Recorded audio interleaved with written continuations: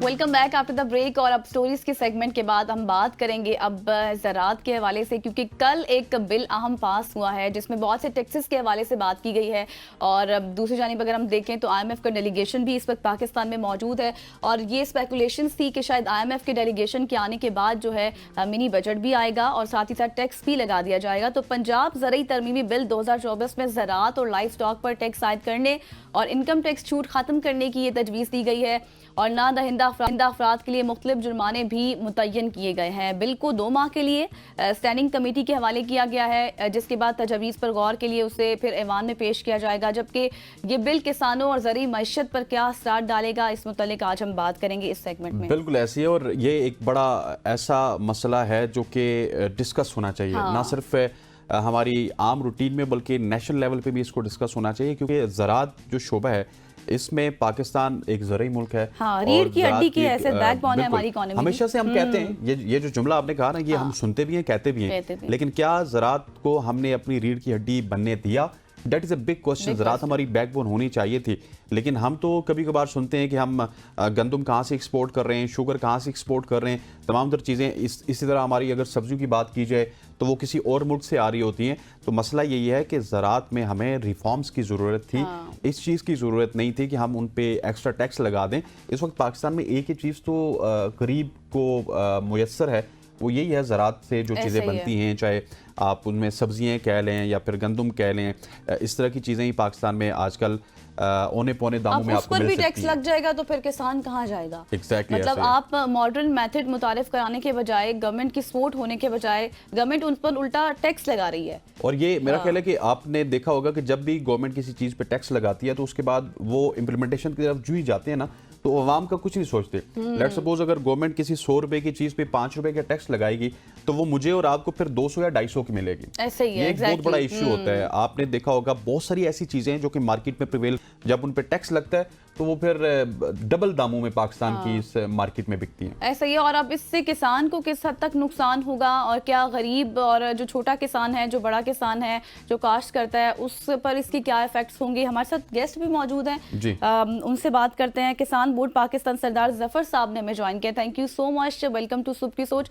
सबसे पहले तो सरदार साहब ये बताएं कि ये जो बिल पास किया गया है, अब हुकूमत के पास ये इख्तियार है कि वो इसको मंजूर करे या फिर ना करे, लेकिन सवाल यहाँ पर ये पैदा होता है कि इससे अब आपके तबके को किस हद तक नुकसान होगा, इस पर आपका क्या मौक़िफ़ है? बिस्मिल्लाहिर्रहमानिर्रहीम। इसमें कोई शक नहीं कि पूरी दुनिया में मुल्क के शहरी टैक्स देते हैं और उस टैक्स से फिर हुकूमत उनका भी भला करती है, उनको भी सहूलतें देती है और अपना निज़ाम भी चलाती है।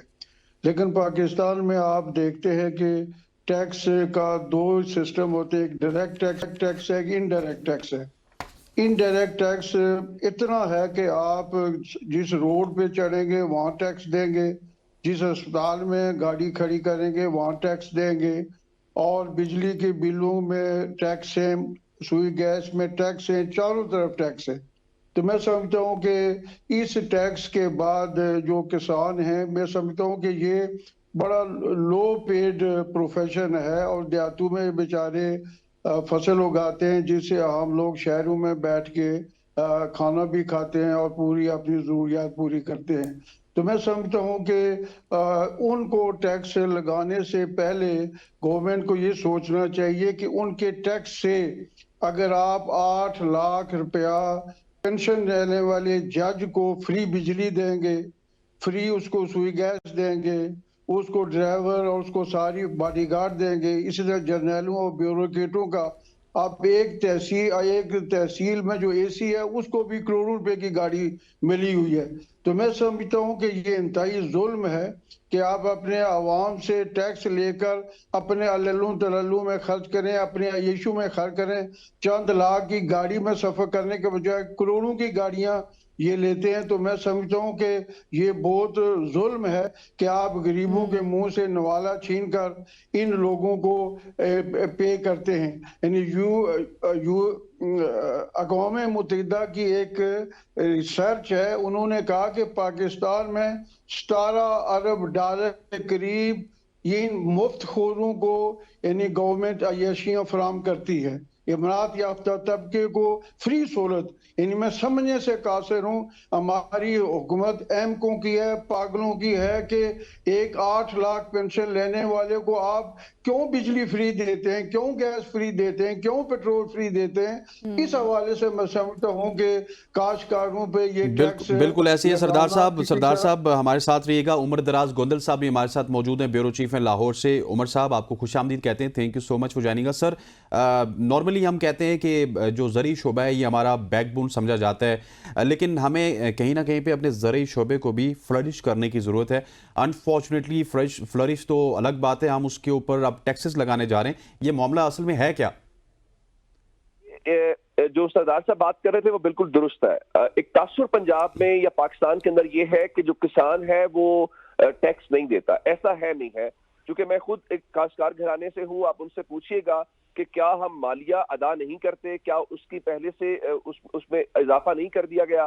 फिर उसके बाद जिस तरह पाकिस्तान में आप और मैं, हम सब डायरेक्टली टैक्सेस पे करने का रिवाज पाकिस्तान में नहीं है, हम सब इनडायरेक्ट टैक्सेस पे करते हैं हर चीज की खरीदारी के ऊपर। अब जरा किसान के हवाले से देखिएगा कि वो यूरिया डीएपी खाद से लेकर उसके बीज तक, उसके फर्टिलाइजर्स को छोड़ के जो सीड्स है, जो दीगर जो चीजें वो इस्तेमाल करता है, अगर वो ट्रैक्टर खरीदता है, अगर वो हल खरीदता है, हर चीज के ऊपर इनडायरेक्टली वो टैक्स पे करता है। अब ये जो नया बिल आया है जिसको पंजाब ज़रई तरमीमी बिल 2024 कहा गया है, उसकी जो नई शिक है उसके तहत अगर आप उसको पढ़ें तो ज़रई तरमीमी बिल के अंदर अब ज़राअत के साथ लाइव स्टॉक को भी टैक्स में शामिल किया गया है।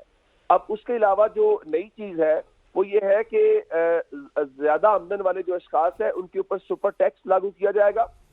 और उसके अलावा ये भी बताया गया है कि इससे पहले ज़रई जमीन के ऊपर इनकम टैक्स की डायरेक्टली नहीं होता। मसलन अगर ये बात ठीक है कि अगर आप इतना कमाते हैं तो आपको ये नहीं बताना पड़ता या उसको टैक्स नहीं पे करना पड़ता, तो अब वो छूट खत्म की जाएगी। उसके अलावा लाइव स्टॉक से जो कमाई जाएगी आमदन, उस पर भी टैक्स लागू किया जाएगा। और लाइव स्टॉक को भी अब जो है वो ज़रई आमदन के अंदर ही तस्वुर किया जाएगा।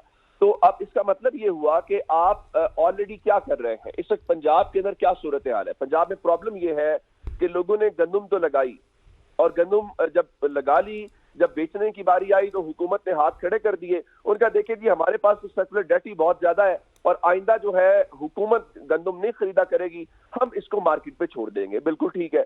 फिर अब यही बात इस वक्त जो चावल की फसल है चूंकि वो कट रही है, खासियत तक कट चुकी है, तो उसकी भी यही सूरत हाल है। अब इसका थोड़ा सा मैं आपको कंपेरिजन देना चाहता हूँ। आप देखें हमारा मुकाबला किससे है।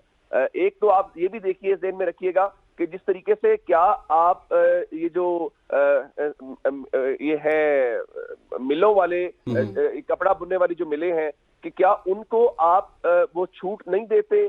उसके अलावा आप ये देखिएगा कि आप दीगर जो बड़ी बड़ी इंडस्ट्रीज है उनको छूट नहीं देते, लेकिन आप किसानों के ऊपर जब लगाना चाहते हैं तो जरा इसका कंपैरिजन इंडिया से कीजिएगा। आप देखिए कि उनको यूरिया की बोरी कितने में पड़ती है, उनको डीएपी की कितने में पड़ती है, और वहां पे जो बिजली है, यानी पंजाब में भी किसान बिजली इस्तेमाल करते हैं, तो वहां की बिजली और यहाँ के किसान को बिजली का रेट्स का क्या फर्क है, वहां जरा देखिएगा इंडिया में क्या सहूलियात है।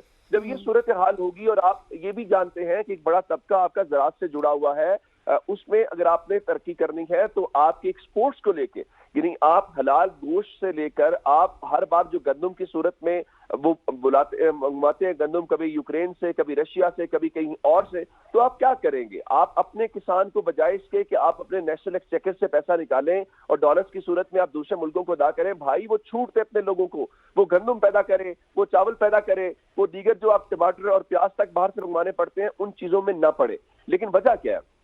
वजह यह है कि क्या आपके हुक्मरान तबके का स्टेक है ज़राअत के अंदर? शायद उस तरह से ज़राअत में नहीं है। हाँ, उनका स्टेक है चीनी के अंदर। क्या चीनी के अंदर फिर आके आप देखते नहीं है कि उनको सब्सिडीज मिलती हैं, आप देखते नहीं है कि उनको एक्सपोर्ट्स की मददें मिलती हैं? अच्छा, उनका स्टेक कहाँ पे है? उनके स्टेक दीगर जहां जहां पे इंडस्ट्रीज में है, बाकी चीजों में है, आप देख लीजिएगा कि वहां पे हुकूमत की प्रायोरिटी क्या है, वहां हुकूमत लेके चलती कैसे है। अब आप यहाँ पे ये जो आपने बिल लेके आए हैं उस बिल अच्छा, को उमर, ये जो बिल के हवाले से आपने मुकम्मल तफसीलात बताई हैं, कल अपोजिशन ने भी शोर शराबा किया है और इसकी मुखालफत की है, जिसमें ये कहा गया है बाकायदा तौर पर कि ये वही मरियम नवाज हैं सीएम जिन्होंने पंजाब से जो किसान हैं उनसे गंदम नहीं खरीदी थी। इस मुतालिक भी तफसीलात आपसे लेंगे। सरदार साहब भी हमारे साथ मौजूद हैं। सरदार साहब, जैसे कि अभी उमर बात कर रहे थे कि अब लाइव स्टॉक पर भी टैक्स लगेगा, ज़ाहिर है उसमें इनकम टैक्स, एग्रीकल्चर के टैक्स और तमाम तरह टैक्सेस आते हैं। तो अब ये टैक्स किस तरह से लिया जाएगा, यानी कि वेट, क्वांटिटी, किस लिहाज से ये अब टैक्स होगा? इसमें एक चीज समझने की है कि ये टैक्स वो कह रहे हैं कि अब हम लगाएंगे इनकम पे, यानी जो आपकी इनकम होगी उस पे टैक्स होगा, और उस तरह फिर उसकी किसानों से भी रिटर्न लेंगे, और ये पूरा निज़ाम बना रहे हैं। तो इस हवाले से मैं समझता हूँ कि पाकिस्तान में तमाम इदारे जो भी एम्प्लॉयमेंट फराहम करते हैं, फैक्ट्रियों से लेके सरकारी दफातर तक, सरकारी दफातर से लेके फौज तक, और सारे मुल्क के जो इदारे हैं वो जो जितनी भी लोगों को वर्क फोर्स को रोटी फराहम करते हैं, उसमें से तकरीबन 44%, इन 44%, 100 में से 44 आदमियों को एग्रीकल्चर से, लाइफ स्टॉक से यानी रिस्क मिलता है। तो आपको अंदाजा होगा कि जो फसलें हैं ये इतनी फायदा मंद नहीं होती हैं। जो गरीब काश्तकार हैं वो साथ एक एक, दो दो, तीन तीन जानवर रखते हैं और उनका दूध बेच कर गुजारा करते हैं। तो मैं समझता हूँ कि मरे को मारने वाली बात है और उनको और कम करने वाली बात है। तो इस हवाले से मैं समझता हूँ कि पाकिस्तान को अकल के नाखल लेने चाहिए कि जरी मोल को और बाहर से जरी चीजों को इंपोर्ट करे, इससे हमें डूब के मर जाना चाहिए। मैं कहता हूँ गैरत के साथ। यानी एक फंस गया कि सऊदी अरब तेल प्रोड्यूसिंग कंट्री है, तो कभी आपने सुना कि सऊदी अरब ने तेल इंपोर्ट किया हो? कभी आपने सुना कि अरब अमारात ने गैस इंपोर्ट की हो?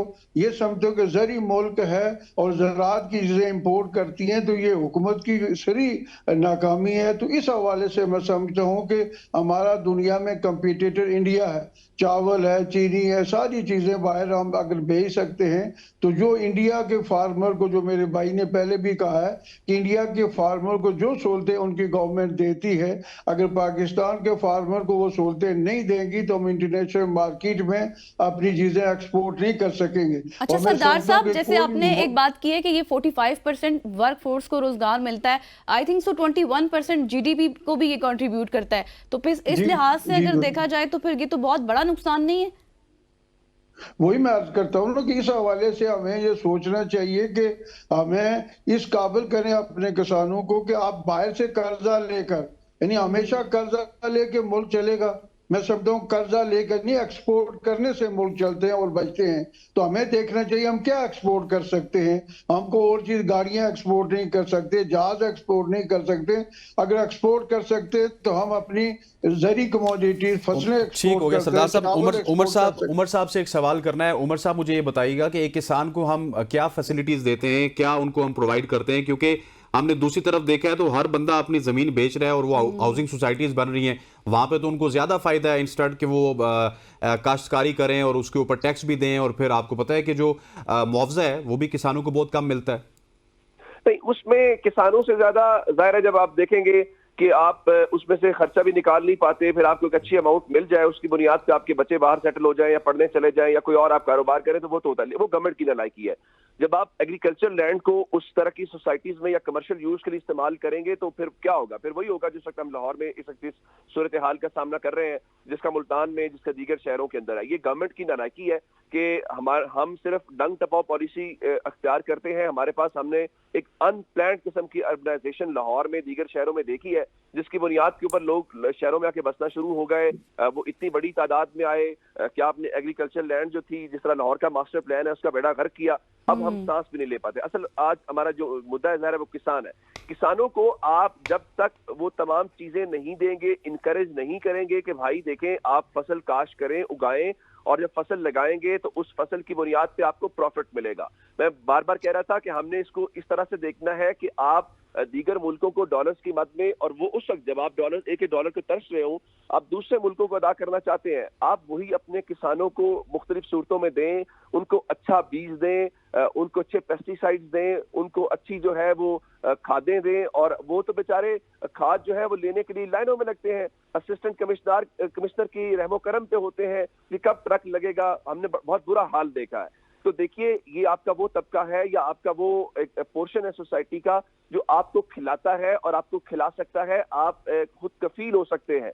देखिए, जब मुल्कों के ऊपर पाबंदियां लगती हैं, बहुत कुछ होता है, तो ये तब पता चलता है कि कौमें कैसे सरवाइव करती हैं।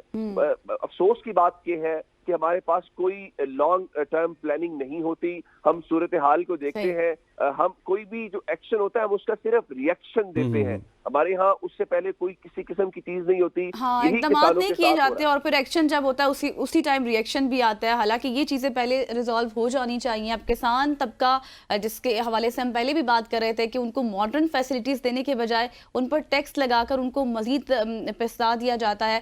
तो जी, इस मुतालिक हम बात कर रहे थे कि ज़राअत, जैसे कि आपको पता है कि हमारी बैकबोन है, इकोनॉमी में एक बहुत बड़ा जो है किरदार है। हमारे साथ मौजूद थे उमर दराज गोंदल और सरदार साहब मौजूद थे और तमाम तरह इश्यूज पर कर रहे थे।